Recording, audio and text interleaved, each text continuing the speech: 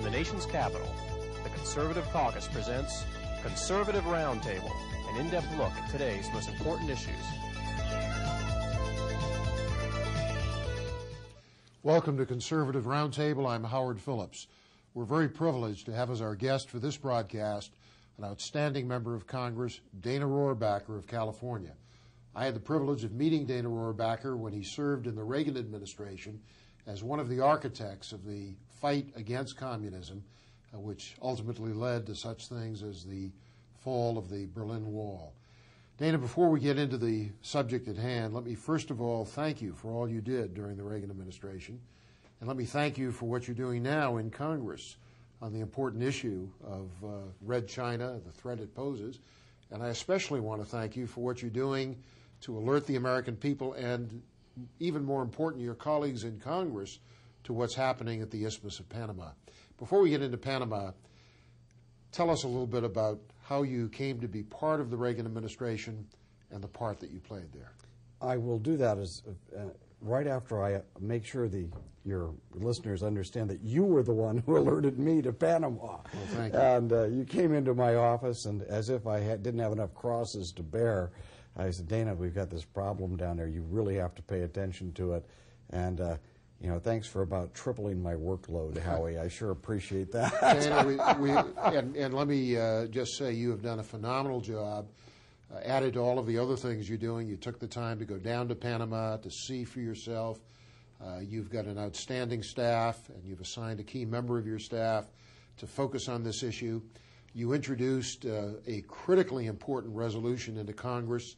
You've already secured something like 72 co-sponsors, which focuses on the most important practical thing we can do concerning Panama, and that is cancel the corrupt contract that was given to Hutchison Whampoa, right, the company linked with the People's Liberation Army. Right. But before we get into that, talk about the Reagan years and some of the things you did there. Well, first of all, the first major campaign I was involved in was Barry Goldwater. Of course, just all of us started in that campaign. And I think I probably met you before I met you during the Reagan years.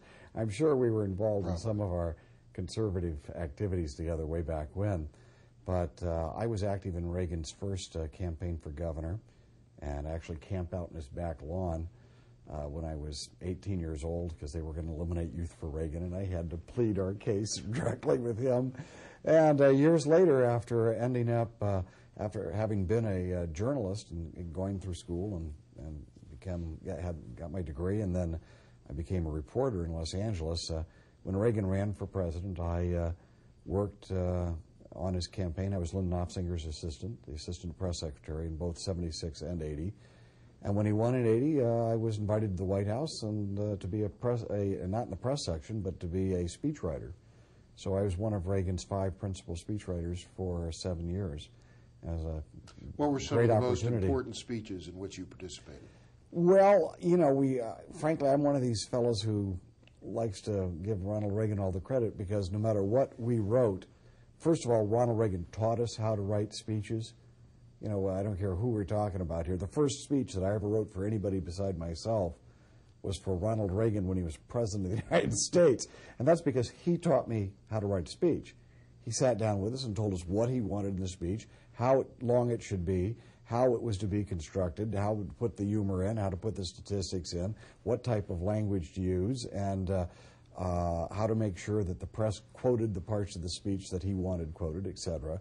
And he taught us that. So anything that we wrote for him, and then we had a man who was willing to say very solid things that didn't have a bunch of fuzzy words in them and didn't have weasel ways out of making a stand, but instead took tough stands. The leadership is really about vision, isn't it? Yeah. It's about making a case that people can understand. Well, follow. It's about having strength of convictions and principles and being able to project that and communicate that, rather than just, it seems that the principle that most of these foreign policy gurus are talking about since Ronald Reagan has been stability. And, we're going to do this for stability's sake. Well, that's very inspiring. I'm sure that's going to convince a lot of people to join our side, in the cause of stability. Well, stability without justice stability without talking about democratic freedoms, stability without talking about liberty and human decency. That's a formula for imprisonment. For tyranny, for human degradation. What kind of stability do we want? Is that the stability? Stability in itself means nothing unless it's coupled with these other principles that uplift humankind. And Ronald Reagan understood that. He didn't talk about stability. He knew that the kind of stability we want comes from the principles that our founding fathers talked about, liberty and justice and God-given human rights. In the beginning, there was the word, and many of the battles during the 1980s focused around the word. My recollection is that the speechwriting shop at the White House was a bastion of principle, a bastion of people who were strong anti-communists, and every now and then you had to persuade others in the administration that that you had the right course. Oh, it was a difficult job because when Ronald Reagan said something as President of the United States, it became the policy of the executive branch of government. Thus, the speechwriters would find ourselves in major conflicts over ensuring that the president's message wasn't muddled, that they didn't try to compromise the president through his own words, and in fact, because we were trying to push the envelope and promote the president's agenda through his speeches. And it was, sometimes we got in incredible fights. Don Reagan, for example, Don Reagan couldn't understand that we worked for Reagan and not Reagan. He thought that he was the chief of staff, so we should follow his orders, even when we thought that was contrary to what we thought the president was supposed to be wanted to do. And so, no, we don't work for you, Mr. Reagan. We work for Ronald Reagan. And these type of fights they were bloody. And Ben Elliott, I remember, was a terrific, he was one of the truly unsung heroes of the Cold War. He was Ronald Reagan's chief speechwriter for about 3 or 4 years, and Don Reagan just fired him, just poof, kicked him right out because he was not going along with the Reagan program. And we got in a lot of fights. And that speech that Ronald Reagan gave about tear down the wall, there was a bigger fight over that speech than any other speech that was ever written. And in fact, there was 5 people, it was the 5 speechwriters against the entire federal government, which was telling the president, "No, don't say that, don't say that." And in fact, it was the 5 speechwriters plus Ronald Reagan. So that's why we won the battle, because it was Ronald Reagan plus the speechwriters, and we were able, with him leading the way, to override all the objections. George Shultz was screaming at Ronald Reagan in the White House, "You're trying to undo everything we've done. You're going to insult Gorbachev. You're going to reignite the Cold War." And that, several days before the speech, Reagan's national security advisor came to him and said, "Mr. President, it's unanimous. All of your senior advisors, all of your national security advisors advise you to give this speech in Berlin." This was Carlucci? Well, in fact, Okay. well, all right. Whatever. I don't want to go into too detail here. Anyway, we all advise you not to give that speech in Berlin, and we sent you to give this speech instead. And Reagan looked at it. It was the same speech, except Mr. Gorbachev, tear down the wall, had been extracted. And Reagan goes, "Well, no, I think I'll use the one I've got, thank you." And anyway, he gave that speech. And I will tell you, there's a lot of people around town right now who are claiming they've written the speech, who at the time were the worst enemies of the speech. And some people even in the conservative movement who now claim the title of conservative and talk about the Berlin Wall speech and hint as if they wrote it. They tried to destroy that speech. They tried to stop it. Defeat is an orphan. Victory is 1,000 That was fathers. There was only 5 of us who were for the speech except for Ronald Reagan. Plus Ronald Reagan meant we won the victory, and it changed the world. Dana, you went from being a White House speechwriter to becoming a member of Congress. How did you do it? Well, it's a miracle. It's one of those other things that proves, what we say is further proof of the existence of God, because I had no chance of winning that at all. I went back to my district. It was Reagan's last year in the White House. I didn't know what I was going to do.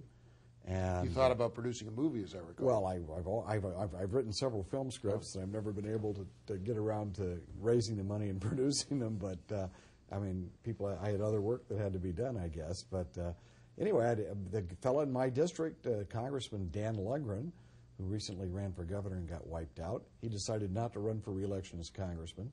That was my home district. I went back. I had no money, no name ID.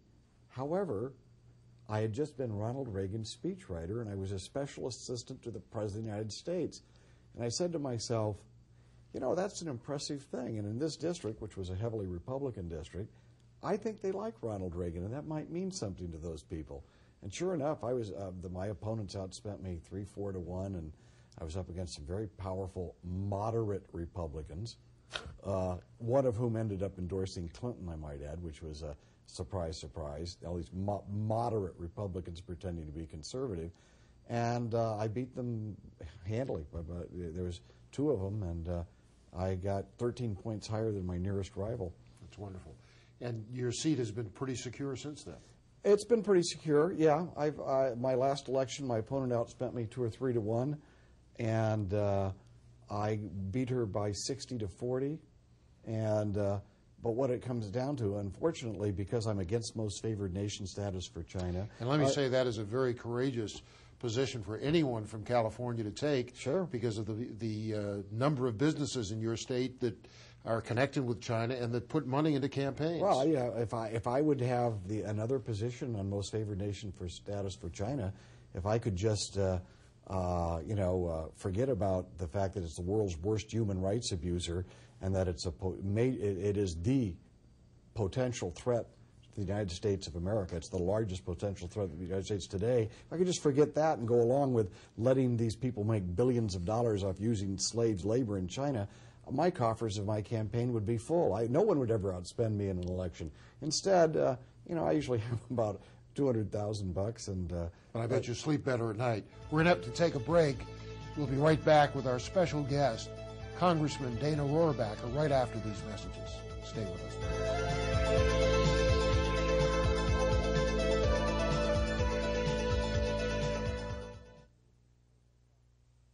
Hi, I'm Howard Phillips, chairman of the Conservative Caucus. I'm inviting you to learn more about the Conservative Caucus, a grassroots public policy action organization that was founded in 1974. Whether you're opposed to socialized medicine, interested in making Congress more accountable, stopping the New World Order, fighting gun control, reducing taxes, or restoring America to its biblical premises and constitutional boundaries, we're the organization you're looking for. Please call the number on your screen to get more information about our work. For more information, write the Conservative Caucus, 450 Maple Avenue East, Vienna, Virginia, 22180, or call 703-938-9626.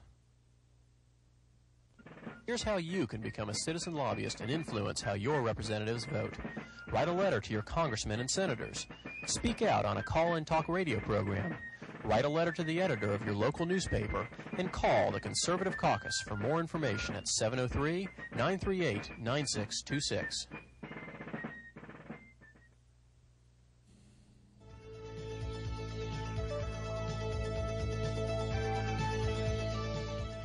Welcome back. I'm Howard Phillips with our guest, Congressman Dana Rohrabacher. Dana, you're providing the most important leadership in the House of Representatives on the Panama issue. Your resolution focuses on something that we can do. We can succeed. A good part of the problem is that Communist China has secured a foothold in Panama in consequence of a corruptly negotiated deal which gave Hutchison Whampoa, a Hong Kong-based company closely tied to the Chinese leadership, control of the ports at both ends of the Panama Canal, Balboa and Cristobal. You were down there. What did you find? What do you think needs to be done? What's going on? Well, when you go down to Panama, and I know you've been down there before, and I was there several times during the Reagan years, what strikes you immediately is that there are no American military personnel there.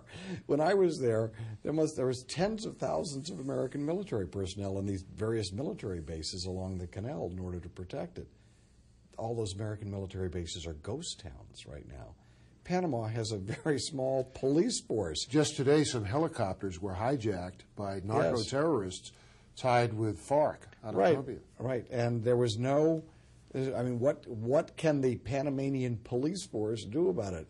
They don't have, Panama does not have the capability of defending the canal even against these terrorists from Colombia, much less if there was some concerted effort by Cuba or by Venezuela or even by communist China. And what happens? So you don't have any of these American personnel there. The huge vacuum. So what's the next thing in the vacuum? You've got this communist Chinese front company, and that's what Hutchinson Whampoa is. It's a front company that the CEO, Li Ka-shing, who's the head of that company, has he is part of the inner circle of Beijing's leadership. And he's lining up choke points all over the world for his company, which could be a cover. I mean, they could, when they have those containers coming in, they can put anything they want in those containers. Well, they can put anything they want in the containers, plus these ships. COSCO, he is associated with COSCO as well as Hutchinson Whampoa. And COSCO and Hutchinson Whampoa, with these Chinese, quote, merchant ships, they're dual-use ships. I mean, they can be helicopter aircraft carriers. They can launch missiles from these ships. AK-47s? Which is what they've already done, been smuggling weapons all over the world. They can carry troops on these ships. So here you have the Panama Canal, which is where the two continents come together and the two oceans come together, probably the most strategic point in the world, which we built, of course, with our money, and we were very proud of this accomplishment. We have just left it. We've abandoned it. You know, a lot of people believe it's not a problem because if anything goes wrong, we can send in the troops afterward. What they don't understand is that if that canal is blown up by an act of terrorism, it's years before it's functional again. And our Navy is half of what it was under Ronald Reagan.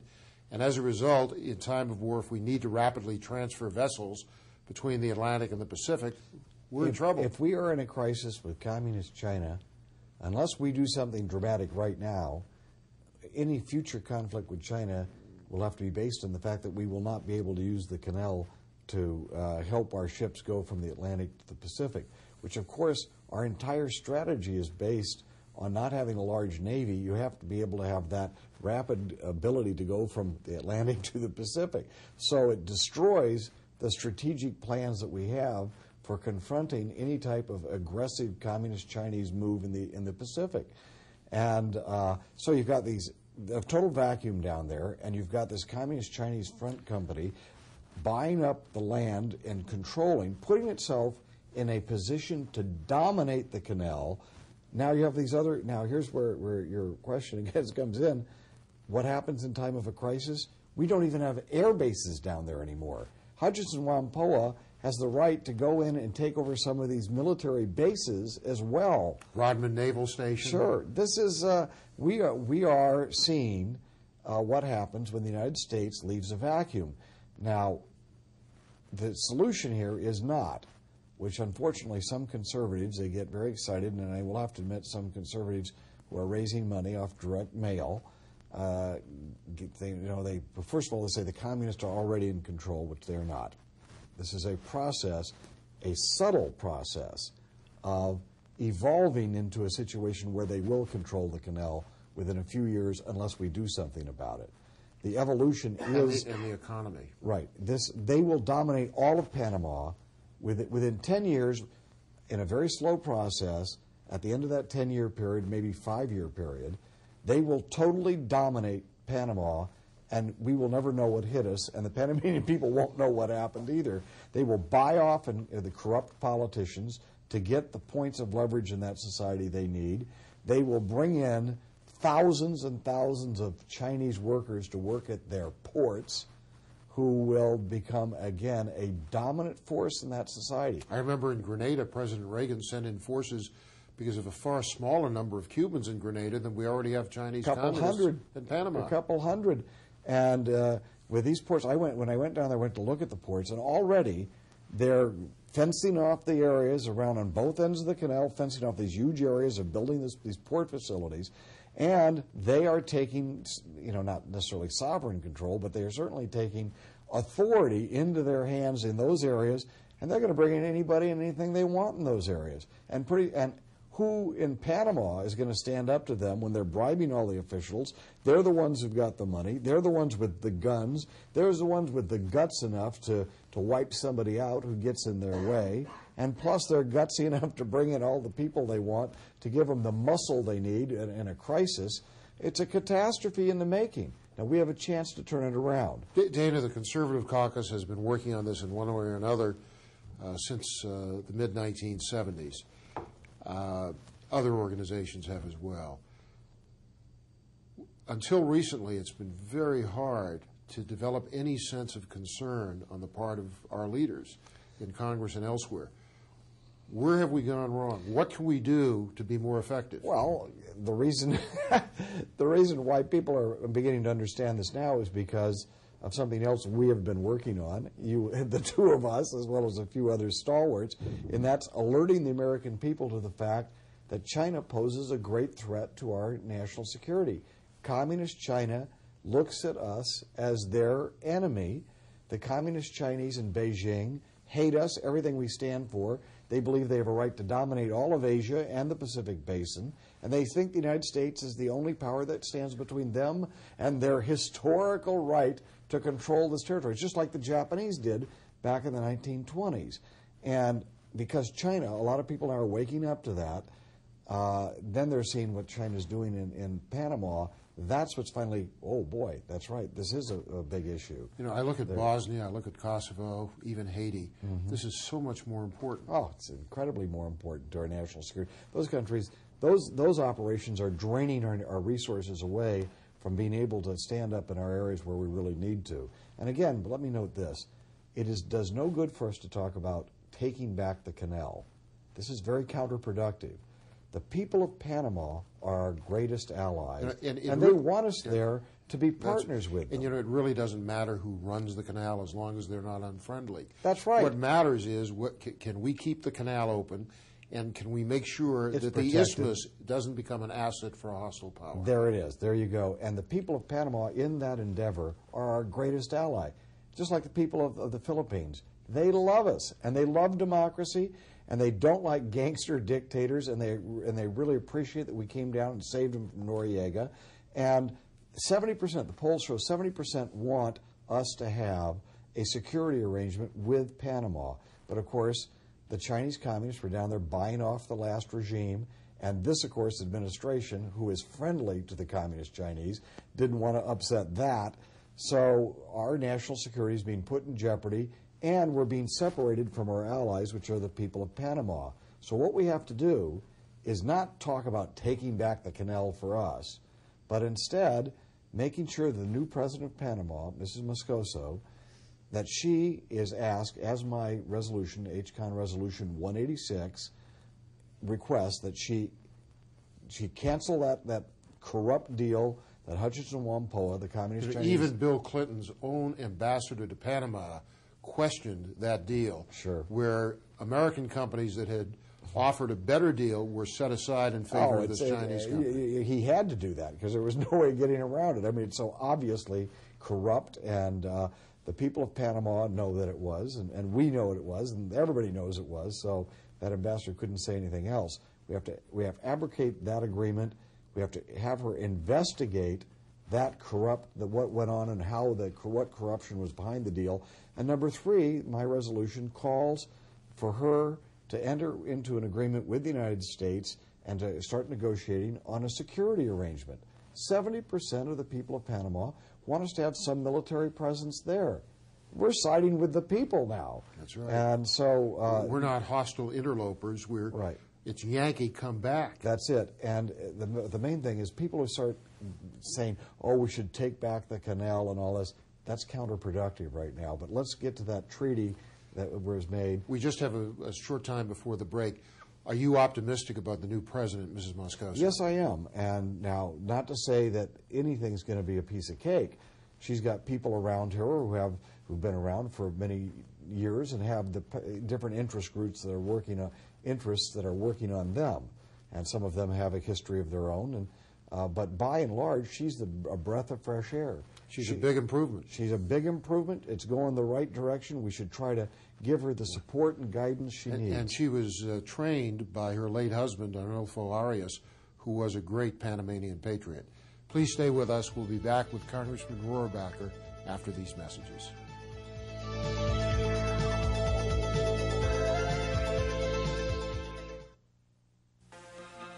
In every major war of the 20th century, control of the Panama Canal has been strategically crucial to America's military. Now the great U.S. Navy is no longer a two-ocean navy, and the Red Chinese military knows very well that control of the isthmus is more important than ever.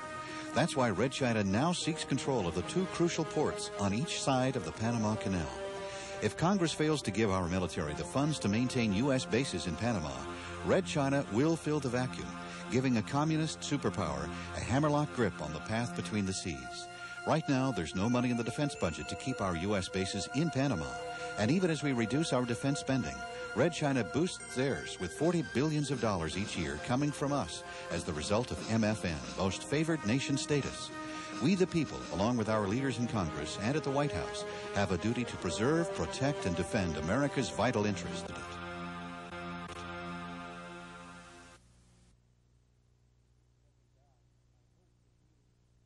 Welcome back. I hope that you, after listening to Congressman Rohrabacher, will decide that it's very important for Congress to act favorably on his resolution concerning Panama.